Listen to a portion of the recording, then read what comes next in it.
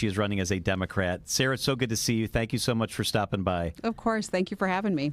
I want to start broad. A lot of people don't know you. You've successfully been a statewide office holder for quite some time. What would be your top priority if you became governor? So I've been lucky to be able to go to all 72 counties every year that I've been lieutenant governor. And what I am hearing from people, from families, is that they're feeling squeezed, that they are doing everything right, yet they still can't make ends meet. And so looking at those economic issues, whether that's accessible and affordable health care, whether that's a rent or a mortgage you can afford, accessible childcare. Goodness, I talk to families out there, and childcare now is as much as your rent or your mortgage. And lastly, we have to restore bargaining rights for our unions here in Wisconsin, because that's going to raise wages for everybody. How would your administration be different from Governor Evers? You know, I think we're very different people. My background, actually, I was never planning on running for office. This was not part of my plan.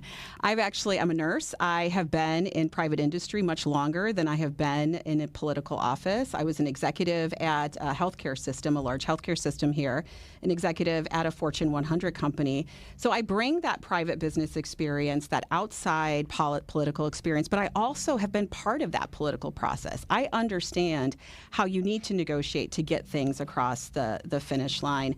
And so I think, I think Governor Evers did an amazing job for the past two cycles. He set it up for me. I'm going to knock it out of the park.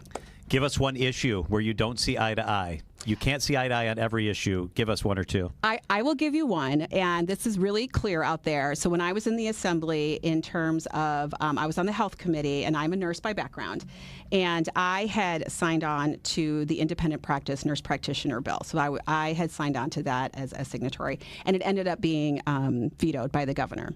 And so that is one area where we have had some disagreement in terms of what that might look like. I am really excited that I think this new legislation that is coming across the table is going to be signed by the governor. I'm hopeful that he will do that, because it's something that we need in Wisconsin, and many other states have done. So you would no longer have to have a physician to be in a practice? So many other states have independent practice for nurse practitioners. It means that you don't have to have a supervising physician. They're always going to coordinate with physicians. They're always going to move things to where they need to go if it needs a higher level of care. What about Medi-Spas, for example? Because an actual board-certified surgeon has to be on that. So I'm not sure exactly about Medi-Spas specifically. I'd have to look that one up. But if whatever legislation that they have today, if you can have an independent practice, as long as you have so many hours that you're working as a nurse practitioner, and then you can get that independent practice, you don't need to have the agreement with the physician at the time. Lieutenant Governor Sara Rodriguez is with us in our State Fair studio. The governor has said that he likely won't endorse somebody, right, at least during the primary. You're his right-hand person. You've been there with him through these years. Does that bother you that he won't endorse you, that he won't say, yeah, Sarah's the one? So I think people don't want someone anointed. They don't want someone to put their thumb on the scale. Let's have the primary. Let's get to know all the candidates, and may the best candidate win that primary. That would bother me if John didn't, anoint me. John, I would be so mad at you. Well, like Biden anointed Harris, and he endorsed Harris. Or do you see, or is that just kind of a black eye as to how it turned out? So, and I think there were people who were a little concerned about that. They had wanted that primary to be able to vet the candidates, to listen to what they have to say. I'm happy with a robust primary. I think it's going to prepare us for the general, and I'm excited and ready to do what needs to be done. Who would be your most fierce competition? Does it bother you if Josh Kaul says he's getting in the race, or if David Crowley says I'm in? Well, he's basically said I'm in. Yeah. David Crowley has announced that he's going to announce for governor. Yeah, that's kind of strange, isn't it? Yeah. So Josh Kaul has talked about running, I think, in different interviews. Other people will likely get in the race. The last time we had an open primary was when Governor Evers ran. And I think 20 people announced. Right. It was a lot. A lot. And I think 12 people actually made it to the ballot. So I'm expecting a lot of people to have interest in this race. They want to see Wisconsin be able to have the right leadership. I think I'm ready to do that. And I think my nursing background, my healthcare background, my executive background, as well as being part of politics, prepares me very well for a chief executive role. Lieutenant Governor Sara Rodriguez is with us live at the Wisconsin State Fair. So if someone on the far left, Sara, like AOC or Bernie Sanders, were to endorse you and want to come to Wisconsin and campaign with you, would you welcome that in our purple state? So this is what's amazing about the Democratic Party. We are a big tent party. And so we may have different ideas of how we get someplace, but what all we want is people to have a fair shake. They want to make sure that the playing field is even and that people can not only survive, but thrive. So within Wisconsin, what I see that as is that you are able to have a job that puts food on the table, a roof over your head, and you know what? You should be able to take a vacation once a year with your kids. So that's what I'm striving for here in Wisconsin, and that's what I'm going for. So if AOC said, Sara, I want to come to Wisconsin, stand on the stage and raise your hand up in the air, would you welcome that? I welcome all support all across the Democratic Party because I think that we all have policies that are similar because that's what we want. We want to make sure that the economy works for everybody.